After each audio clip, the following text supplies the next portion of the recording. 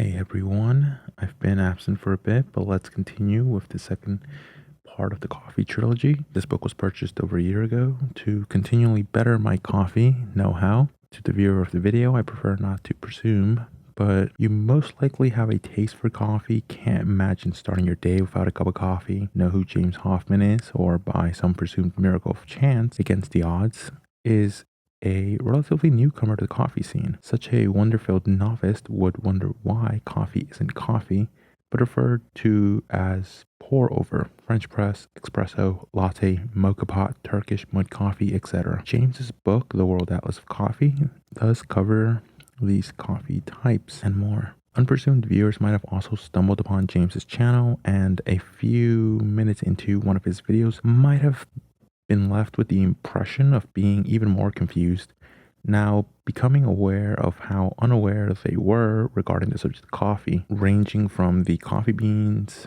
roasting of said beans, preparation method, either blade or burr grinder for grinding the bean, how small to grind for each kind of coffee, water mineral makeup, and temperature, and more. One understands the confusion from a novice jumping in with the pros, as one may or may not have clicked off within a few minutes of James's video and looked for another guide. Not sorry, James. Prologue aside, let's try and get into the review. Revision after revision, mix and matching styles, trying to find a method. Fair introduction to this second inquisition on coffee. The World Atlas of Coffee by James Hoffman, title and offer aside, respectively. Let's continue with the contents, as this will provide the framework for the inquisition. To James's credit, he divides the book into 3 parts. Unfortunately, it's not equally divided. The first, or part 1, introduction to coffee. The second, or part 2, from bean to cup. The third, or part 3, coffee origins. Briefly, let's cover the price. For a book on coffee, it's rather pricey. For an atlas, it's not. For a quick comparison, let's take the approximate total of what I paid, approximately $33, comparing another atlas, for example, Oxford Atlas of the World, which currently is going for approximately $66, down from full retail of approximately $93.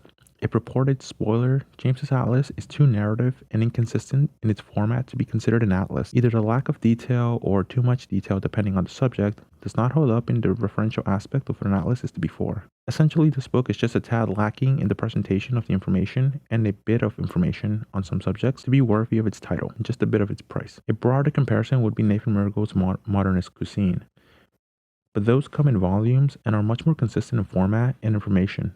Page for page, it's not a contest, but if it were, Nathan's pages would trump James's. Surely it would appear, or one would be under an impression of how I feel about James's book. I don't like it as much as I would like.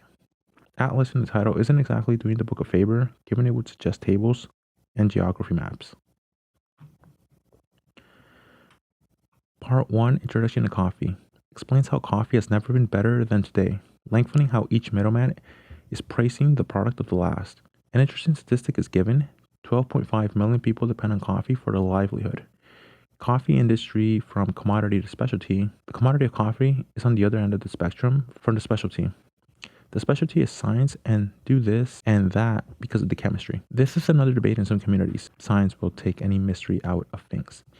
In this book, it's how specialty of coffee is just science, water with a composition of minerals, yet James leaves it at this, as he's no scientist, and the higher concepts of extraction chemistry is beyond him. Coming from a scientific background, these concepts aren't new, yet not entirely familiar. Think reupholstering a couch, as one has to look beyond the reaction to an even deeper level, as it's at this point where the chemistry is most familiar.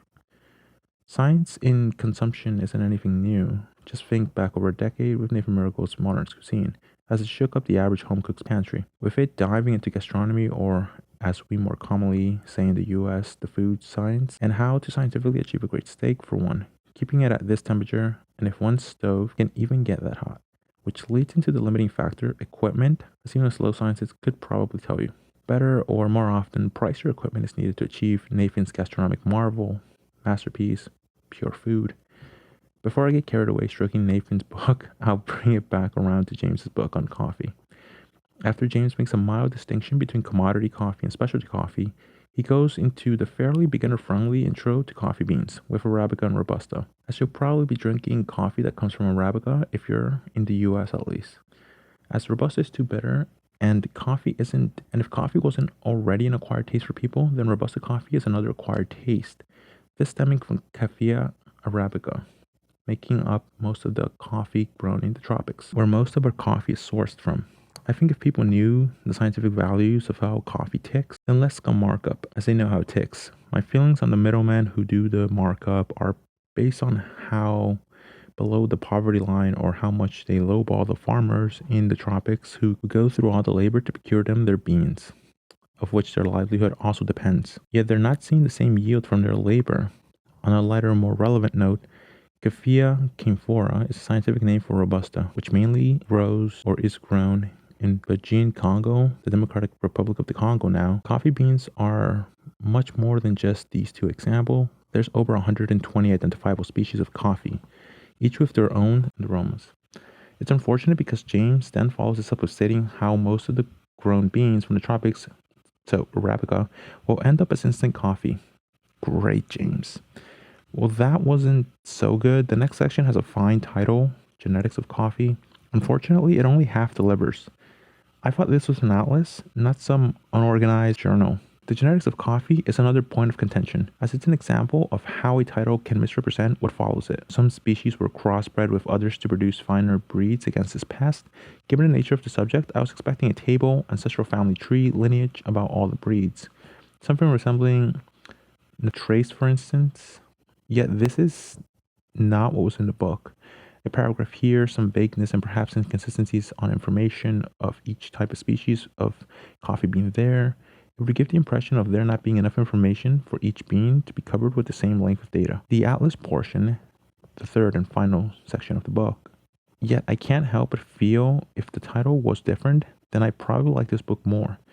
Something like Coffee Beans, A Brief History, Genes, Preparation, and Short Atlas. This would describe the contents and structure of the book more true to form. It also didn't help that James' style appears disjointed, almost as if he didn't clearly think how each sentence or paragraph would connect to the former one or just how it would shape the one that follows. I'd still encourage people to read, and for coffee lovers, addicts, this is still a fairly enjoyable read. I'd just like it to be better organized, thought out, and better data and or information for the price one is paying. I'd also touch on the fact that the process of agriculture is public information available for anyone who'd like to read it from the USDA's website. This ties into SCA, Specialty Coffee Association Guidelines, which itself are listed on their own website. While James gives them to you straight from the website, and he says about as much, he could have tried his hand at explaining the SCA's guidelines and give you his opinions on it. But maybe he'd find it best to save material for his YouTube channel. James doesn't really go in depth on how to measure your coffee's chemical composition or other tools and methods used to scientifically achieve a great cup of coffee, nor the health concerns of the drink. Why would he, since he makes his living off the drink? On a less cynical side, he might not know. It might have never even crossed his mind. A preview for the next video, it's not really that healthy for you, the coffee. This is it for the preview, as the first in the trilogy of coffee has the main concerns on the drink.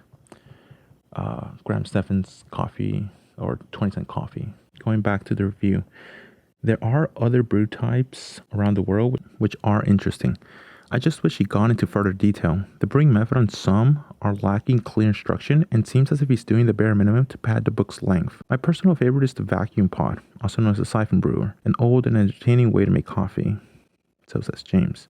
Difficult to learn, so much so most people will shelve it.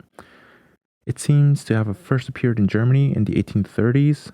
It consists of two chambers, the lower filled with water and heated to boiling point. The upper has the coffee grounds, and it is placed on top, creating a seal, allowing steam to build up in the lower chamber. Said steam is trapped and pushes the water from the bottom chamber up a tube and a filter into the upper chamber. The water traveling has lost heat. Think of a calorimetry problem in physics. Thus, it's just below boiling point, resulting in it fine for brewing coffee. The ratio for this brew is 75 grams per liter. In Japan, where this brewing method is common, it is preferred to use more coffee than the ratio listed above. As much as I love to go into the rest of the brewing methods for espresso and more, I'd really rather not spoil the book, or the wonder one can have just reading it. Describing all the nuances of the science of coffee by one of coffee's purported experts. James Hoffman. Let's review. I still like the book. I just don't think it's worth the price tag or the information or lack thereof. I'd encourage people to visit the USDA's website as a bare minimum and read some history of coffee on the internet, along with some, if not all, brewing methods and or techniques that exist. Afterwards, if you're still hungry for more and think this book would be a game changer, then buy a used version of the book. And you'll see it's not all that great and how it feels somewhat like a cash grab.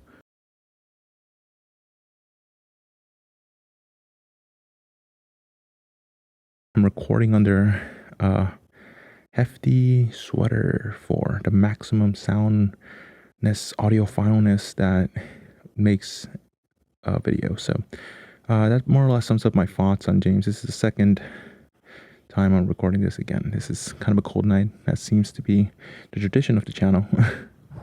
All right, I'll give it a break. I really hope to get this out within the day, and hopefully I can have the final one, which is the most research heavy on the health concerns of coffee, and hopefully that this one doesn't stir up anything, and or maybe it doesn't, right? Maybe for the views, right?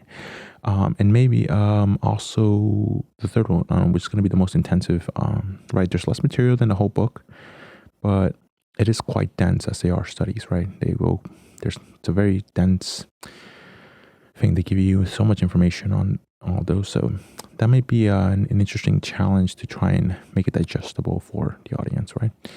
So subscribe and watch and leave comments, right? Maybe that'll incentivize you to get these out. I know with work, it's been getting really hard to find the time to be in that creative mood to just get everything done, right? But first, before you can go into all the editing and creative and stuff, you still have to get into where you still have to get the script done. You still have to get all the writing done, right? So hopefully I can still deliver on many fronts. Thanks for everyone in advance.